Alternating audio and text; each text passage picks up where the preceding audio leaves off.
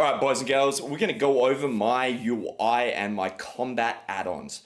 Now I'm very selective on how I've set my UI up. I've refined it over years and years and years, and basically we're going to discuss why I've chosen the ones I do and why I think the way my UI is set up is the best way to do it and will make you a lot more effective in PvP. There's some very small little things that we choose to do that have pretty big impacts. So without further ado, boys and girls, let's get into it. Hey guys, I heard that if you sub to the channel you get an extra 150 weapon damage. I just heard it on the side of the road. Like, it might be bullshit, but hey, who knows?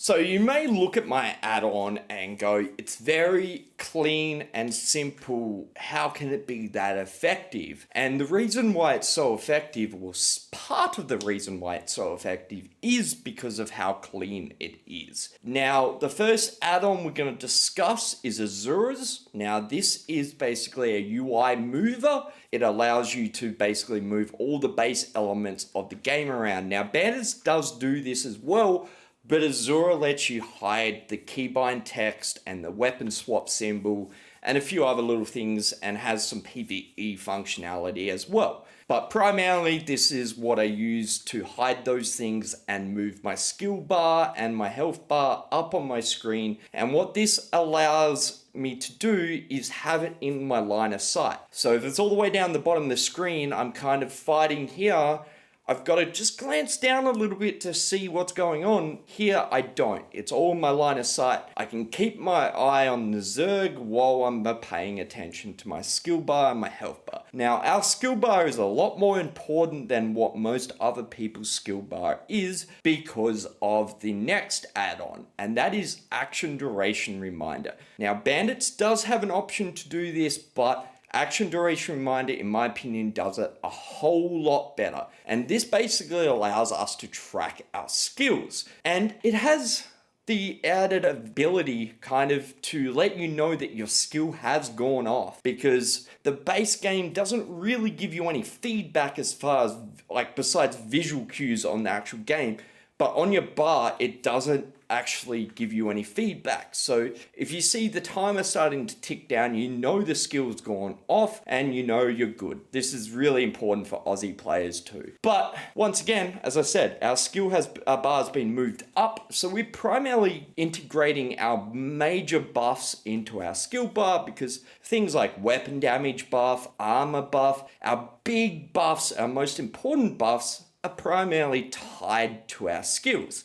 So there's no point having a separate buff timer or buff tracker somewhere else when we can just integrate it into our bar and keep it that way. So once again, it helps clean our UI up and stops doubling up on having buffs. And as you may have seen already with our UI, we don't have any buff tracking. Like, we don't have the base buff tracking that Bandits or a lot of other UI add-ons, basically where it will show you every buff that you have at any given time on your screen. And I think if this is the way you're doing it currently, you should not do it. It is actually hurting you, and let me explain. Especially when you're outnumbered and when you need information the most. Having cluttered UIs is a big disadvantage. You know, you can't quickly just with like a quarter of a second glance look at what's going on, take all that information in,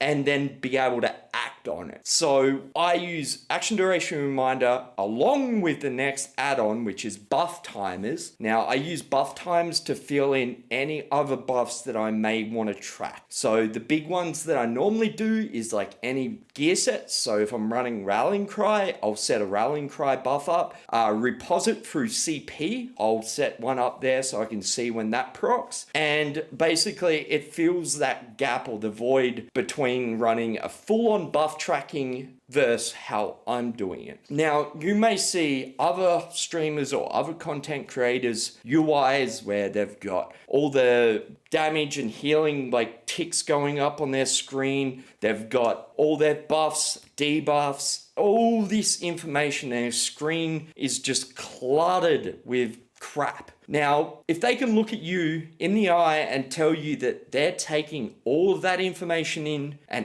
acting on that information, they're full of crap. Yes, I get if you're in a bold group, you've got a lot more time to take information in because you're pushing one button. But primarily, if you're trying to fight outnumbered, time is everything. And the difference between looking at your UI and being able to take all of that information in a quarter of a second instead of half a second is a big, big deal. Now, that is, I want to say personal preference, but I honestly believe in having a clean UI will make you a better player. It just makes things a lot easier to take in. But the next add-on will most definitely make you a better player and help you out, especially if you're having resource problems. Now, if you're a perma blocker or you block a lot, you sprint a lot, you need this add-on regardless. If you don't do those things a whole lot, I would still recommend getting this add-on because it can be very handy. And that is Miet's Tick Tracker. It does what it says. It